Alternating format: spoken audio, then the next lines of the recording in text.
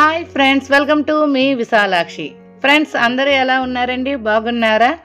ఈరోజు నేను మన ఎస్వి హోమ్ ఫుడ్స్లో చిరుధాన్యాలతో చేసిన దోసల పిండితో వచ్చేసానండి. ఒక పక్క నేను ఇలా ప్యాకింగ్ చేసుకుంటూ ఈ దోసల పిండిలో ఏమేమి వేసానో మీకు చెప్తానండి. అంతకంటే ముందు మీరేం చేయాలి? మీలో ఎవరైతే ఫస్ట్ టైం మన ఛానల్ చూస్తున్నారో ప్లీజ్ మన ఛానల్ని సబ్స్క్రైబ్ చేసుకోండి.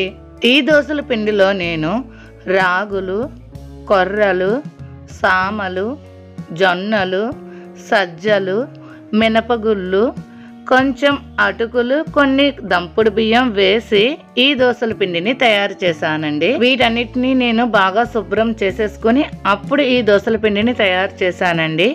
ఈ పిండిలో ఎటువంటి ప్రిజర్వేటివ్స్ ని మిక్స్ చేయలేదు. ఇది ప్యూర్ చిరుధాన్యాలతో చేసిన దోసల పిండి అండి. ఈ చిరుధాన్యాలతో చేసిన దోసల పిండి మీకు కావాలంటే ఇక్కడ స్క్రీన్ పై కనిపిస్తున్న నెంబర్ కి కాల్ గానీ వాట్సాప్ గానీ చేయండి.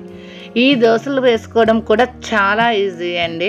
ఈ పిండిలో కొంచెం సాల్ట్, వాటర్ మిక్స్ చేసుకొని మనం దోసల పిండిని ఎలా రెడీ చేసుకుంటామో అలా తయారు చేసుకోవాలండి. ఒక 2 గంటలు ఈ పిండిని నానబెట్టుకొని తర్వాత దోసలుగా వేసేసుకోవచ్చండి. ఈ పిండిని చిరుధాన్యాలతో చేసాం కాబట్టి మినిమం ఒక 2 అవర్స్ అన్న పిండిని నానబెట్టుకోవాలి. మీకు కావాలంటే అప్పటికప్పుడు కూడా ఇన్స్టెంట్ గా ఈ పిండిని మిక్స్ చేసుకుని దోసలుగా వేసేసుకోవచ్చండి. వీటి టేస్ట్ కూడా చాలా బాగుంటుంది.